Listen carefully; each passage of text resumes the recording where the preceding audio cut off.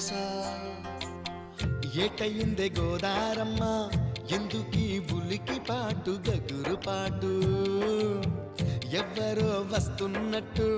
ఎదురు చూస్తున్నది గట్టు ఏమైనట్టు